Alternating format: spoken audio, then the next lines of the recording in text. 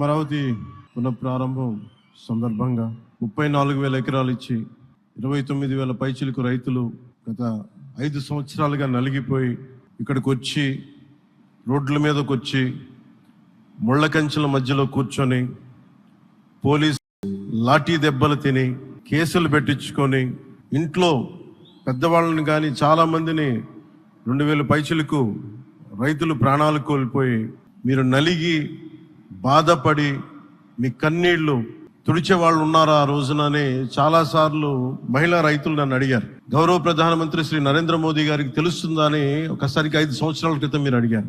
నేను ఆ రోజు ఆయనకి తెలియకుండా ఏది ఉండదు, అమరావతి శాశ్వత రాజధానిగా ఉంటుందని ఆ రోజు మేమందరం కలిపి మాట ఇచ్చాం. ఆ ఇచ్చిన మాట ప్రకారం ఈ రోజున గౌరవ ప్రధానమంత్రి గారి చేతుల మీదుగా మళ్ళీ ఇంకొకసారి పునఃప్రారంభం జరగబోతుంది. ఇది ఆది శంకరాచార్య 1237వ జయంతి సందర్భంగా తిరిగి అమరావతి పునఃప్రారంభం కావటం చాలా ఆనందాన్ని కలగజేస్తుంది.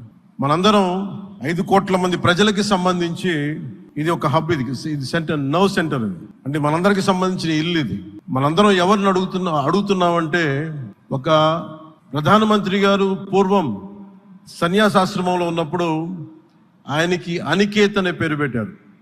అనికేత్ అంటే అర్థం పరమశివుడు, ఇల్లు లేనివాడని. అలాంటి ఇల్లు లేనివాడు, కుటుంబం లేనివాడు 5 కోట్ల మంది కుటుంబాలకు, 5 కోట్ల మంది ప్రజల కోసం, ఎన్ని కోట్ల కుటుంబాల కోసం మనందరికీ రాజధానిలో ఒక నగరం నిర్మించడానికి, ఇల్లు నిర్మించుకోవడానికి ఇల్లు లేకుండా 140 కోట్ల మంది ప్రజల బాధ్యత తీసుకొని కశ్మీర్ నుంచి కన్యాకుమారి వరకు, అక్కడ కామాఖ్య నుంచి ద్వారకా వరకు ప్రపంచమే, మన దేశమే తన కుటుంబంగా చేసుకుంటూ ఈ భారతదేశమే తన ఇల్లుగా చేసుకొని తిరిగి పునఃప్రారంభానికి విచ్చేసిన గౌరవ ప్రధానమంత్రి నరేంద్ర మోదీ గారికి మనస్ఫూర్తిగా మన అందరి తరపున, ఆంధ్రప్రదేశ్ ప్రజలందరి తరపున, అమరావతి రైతాంగం తరపున, ఆడపడుచుల తరపున వారికి చేతులెత్తి హృదయపూర్వక నమస్కారాలు తెలియజేస్తున్నాను. దివిసీమ తుఫాన్ వచ్చి అందరి ఆశలను తుడిచిపెట్టేసినట్టు గత ప్రభుత్వం రాష్ట్రం మరియు అమరావతి భవిష్యత్తుని తుడిచిపెట్టేసింది. అమరావతి అంటే పరదాలు, సెక్షన్ 30, సెక్షన్ 144 మాత్రమే గుర్తుకొచ్చేలా పనిచేశారు. నువ్వు ధర్మం కోసం నిలబడితే ధర్మం నువ్వు నిలబడేలా చేస్తుంది అనే విధంగా ఆ రోజున అమరావతి రైతులు, రాష్ట్ర ప్రజలు ఈ ధర్మ యుద్ధంలో విజయం సాధించారు. రైతులు ఇచ్చిన 11,000 ఎకరాల భూమిని త్యాగం చేసి, వారి సంకల్పం 33,000 ఎకరాల భూమిని త్యాగం చేసి వారి సంకల్పం ఫలితంగా ఈ రోజున ఆంధ్రప్రదేశ్ రాజధాని ఆవిర్భవించింది. అమరావతి రాజధాని పనులు పునఃప్రారంభమవుతున్న ఈ శుభ సందర్భంలో ముందుగా రాజధాని నిర్మాణం కోసం స్వచ్ఛందంగా ముందుకొచ్చి తమ భూముల్ని, పొలాల్ని ప్రభుత్వానికి ఇచ్చిన అమరావతి ప్రాంత రైతులకు, మీ త్యాగానికి గత 5 ఏళ్లుగా మీరు చేసిన పోరాటానికి శిరస్సు వంచి మీకు ధన్యవాదాలు తెలియజేస్తున్నాను. గత 5 ఏళ్లుగా రాజధాని నిర్మాణం నిలిచిపోయి రాజధాని తరలిపోతుందనే సమయంలో రోడ్ల మీదకు వచ్చి 5 కోట్ల ప్రజల తరపున రైతులు, మహిళలు, విద్యార్థులు చేసిన పోరాటం, మీరు పడిన అవమానాలు, మీపై పడిన గాయాలు ప్రతి ఒక్కటి మా మనసులో ఉంది. ఆ రోజున దివ్యాంగులను కూడా లాఠీ దెబ్బలు నా గుండెలు ఇంకా సజీవంగా ఉన్నాయి. ఆ బాధ మేము మర్చిపోలేదు, ఎవరిని మర్చిపోనివ్వలేదు. అందుకని దానికి సజీవ సాక్షి ఈ రోజున తిరిగి పునఃప్రారంభానికి గౌరవ ప్రధానమంత్రి గారు రాక, ఆ రోజున మహిళలు, విద్యార్థులు చేసిన పోరాటం, మీరు పడిన అవమానాలు, మీపై పడ్డ గాయాలు ప్రతి ఒక్కటి మనసులో ఉంది. మీ త్యాగాన్ని మేము మర్చిపోం. మీరు చేసిన త్యాగానికి జవాబుదారీగా ఉంటాం. బాధ్యతగా అమరావతి నిర్మాణం జరిగేలా సాయశక్తుల ఈ కూటమి ప్రభుత్వం కృషి చేస్తుంది. అమరావతి రైతుల త్యాగాలను హృదయపూర్వకంగా స్మరించుకుంటూ వారి ప్రతినిధులుగా ఇక్కడకు విచ్చేసిన రైతులకి నా ప్రత్యేక నమస్కారం.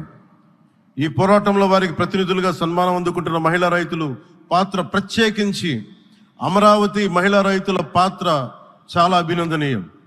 మీరు ఎంత నలిగారు, మీరు ఎంత రోడ్ల మీదకి వచ్చారు. మగవాళ్ళు ఆపేస్తే ఆడపడుచులు బయటకు వచ్చి తిరిగి పౌరుషం చూపించారు, ఆంధ్ర పౌరుషం చూపించారు. మీరికి నా ప్రత్యేక అభినందన. వాళ్ళు చూపిన సాహసం, సహనం అందరికీ ప్రేరణగా నిలుస్తాయి. వేదిక మీద ఉన్న నా మంత్రివర్గ సహచరులకి, గౌరవ ప్రధానమంత్రి శ్రీ నరేంద్ర మోదీ గారికి, విజనరీ అయిన గౌరవ ముఖ్యమంత్రి శ్రీ నారా చంద్రబాబు నాయుడు గారికి, సోదరులు లోకేష్ గారికి, గవర్నర్ గారికి ప్రత్యేకించి నా హృదయపూర్వక నమస్కారాలు, ధన్యవాదాలు తెలియజేస్తున్నాను. అలాగే ఇతర సహచరులకు, సభకు హాజరైన వారికి, రాష్ట్ర ప్రజలకు కూడా నమస్కారాలు తెలియజేస్తున్నాను. ఇక్కడ రైతులు భూమిని మాత్రమే ఇవ్వలేదు, రాష్ట్ర భవిష్యత్తును నిర్మించే ఆశలను, విశ్వాసాన్ని ఇచ్చారు. కానీ 5 సంవత్సరాల్లో గత ప్రభుత్వం ఆ త్యాగాన్ని అవమానించింది. 3 రాజధానులు, అస్తవ్యస్త విధానంతో ప్రజల విఘ్నతని, అమరావతిని అగౌరవపరిచింది. ఈరోజు ఈ వేదిక నుండి మేమందరం మీకు హామీ ఇస్తున్నాం, అమరావతి మళ్ళీ ఒక ప్రపంచ స్థాయి సర్వశ్రేష్ఠ రాజధానిగా ఆవిర్భవిస్తుంది. అమరావతి ఒక ఆర్కిటెక్చరల్ జోన్, ఒక కాంక్రీట్ జంగిల్గా మిగిలిపోకుండా జవాబుదారీతనం, న్యాయం, ప్రజాస్వామ్యానికి ప్రతీకగా నిలవాలని ఆకాంక్షిస్తున్నాం. కేంద్రంలో రాష్ట్రంలో స్థిరమైన ఎన్డీఏ ప్రభుత్వం ఏర్పడిన కారణంగా అభివృద్ధి కార్యక్రమాలు వేగంగా సాగుతున్నాయి. మేనిఫెస్టోలో ఇచ్చిన హామీలన్నీ దశల వారీగా బాధ్యతాయుతంగా అమలు చేస్తున్నాం. కేవలం మ్యాచింగ్ గ్రాంట్స్ ఇవ్వని కారణంగా గత ప్రభుత్వం రాష్ట్రం కేంద్రం నుంచి పొందాల్సిన 1000 కోట్లు నష్టపోయింది. కానీ ఈ ప్రభుత్వం కోఆపరేటివ్ ఫెడరలిజం స్ఫూర్తితోటి, పరస్పర సహకారంతో పనిచేస్తున్నాం. రాష్ట్రంలో రహదారులు, రైల్వే, పారిశ్రామిక రక్షణకు సంబంధించి ఈ రోజున మన అమరావతి కాకుండా రాష్ట్రంలో రహదారులు, రైల్వే, పారిశ్రామిక రక్షణకు సంబంధించి ఈ రోజున 1,07,00,000 కోట్ల విలువైన అభివృద్ధి పనులకి ప్రధాని గారు శంకుస్థాపనలు, ప్రారంభోత్సవాలు చేస్తున్నారు. రాయలసీమలో గుంతకల్ రైల్వే, గోరంట్ల హైవే లాంటి వివిధ కార్యక్రమాలకు, ఉత్తరాంధ్రలో పిఎం ఏక్తా మాల్ లాంటి వివిధ పనులకు ఈరోజు శంకుస్థాపన, ప్రారంభోత్సవం చేస్తున్న ప్రధానమంత్రి గారికి నా హృదయపూర్వక కృతజ్ఞతలు.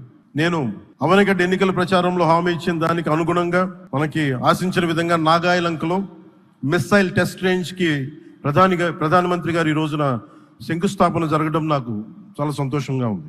Now with honourable prime minister Shri Modiji and honorable CM Sri Chandrababu Naidu garu, and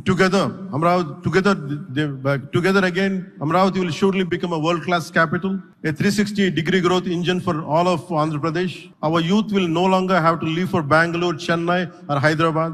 Soon Andhra Pradesh will create jobs for our people and attract talent from across the nation and the world. దీనికి అమరావతికి ప్రత్యేకించి ఒక వ్యక్తిని మనం స్మరించుకోవాలి. రాళ్లల్లో, రప్పల్లో ఒక మహానగరాన్ని చూసిన వ్యక్తి, ఒక 20 సంవత్సరాలు ముందుకెళ్ళి చూసిన వ్యక్తి. అలాంటి నాయకులు మనందరం కోరుకున్నట్టుగా ఆయన వెనంటే ఆయన ఉండాలి, ముఖ్యమంత్రిగా ఉండాలి అని మేము ఆశించిన విధంగా ఆయన ముఖ్యమంత్రి అయ్యారు. ఆయన సైబరాబాద్ అనే సిటీని ఎలా నిర్మించారో, ఎంత అద్భుతంగా రూపకల్పన చేశారో, అమరావతి అనే ఈ క్యాపిటల్ని కూడా ఆయన అపారమైన అనుభవంతో, ఆయన దక్షతతోటి, ఆయన గవర్నెన్స్ కేపబిలిటీ తోటి, అడ్మినిస్ట్రేటివ్ కెపాసిటీ తోటి ఇది అద్భుతమైన మహానగరంగా తీర్చిదిద్దుతుంది. ఇది ఆంధ్రప్రదేశ్కే కాదు, భారతదేశానికి తలమానికంగా అవుతుందని మనస్ఫూర్తిగా నేను ఆశిస్తున్నాను. ప్రత్యేకించి ఈ రోజున మనం ప్రధానమంత్రి గారిని చాలా లోతుగా మనం అర్థం చేసుకోవాలి. ఈ రోజున కశ్మీర్లో దాదాపు 28 మందిని చంపేశారు. అలాంటి క్లిష్ట సమయంలో, రాష్ట్రం, దేశం మొత్తం యుద్ధం వైపు వెళ్తున్న సమయంలో, అలాంటి కీలక సమయంలో ప్రధానమంత్రి గారు ఇక్కడికి వచ్చి లోపలంతా బరువు, గుండెల్లో బరువు పెట్టుకొని వేదన ఉండి కూడా అమరావతి రైతులు చేసిన త్యాగాలను మర్చిపోకూడదని చెప్పి ఇంత ఇబ్బందుల్లో కూడా ఆయనకు వచ్చినందుకు మనస్ఫూర్తిగా ఒక్కసారి మనందరం ప్రధానమంత్రి గారికి గౌరవ సూచకంగా మనందరం కృతజ్ఞతలు తెలియజేయాలి. The Pahalgam terrorist attack has been one of the darkest days for the entire country. Even the blood was spilled in Kashmir. The blood spilled in Kashmir, it created tremors in the entire nation. And we had seen it personally, witnessed personally, the pain of the victims. For the Honorable PM Modi ji, he is leading the country through these tough times, and he assured all the citizens with stern action against the perpetrators of terrorism. I know this is very sensitive time, and Modi ji is carrying the nation's burden. Amidst this tremendous difficult movement, Modi ji still gave time and came today to Amravati. This shows his deep commitment to Andhra Pradesh, to the people of Andhra Pradesh, and we are deeply grateful to you, sir. May Lord Bhavani, మన కనకదుర్గమ్మ ఆశీస్సులతోటి వారికి బలాన్ని ఇవ్వాలి, శక్తిని ఇవ్వాలి, మనందరం ప్రార్థిద్దాం. May Lord Bhavani Mata give immense strength to our Honorable Prime Minister Modi ji to lead our nation and bless Bharat, Andhra Pradesh and Amravati. Jai Bhavani, Jai Bharat and Jai Hind.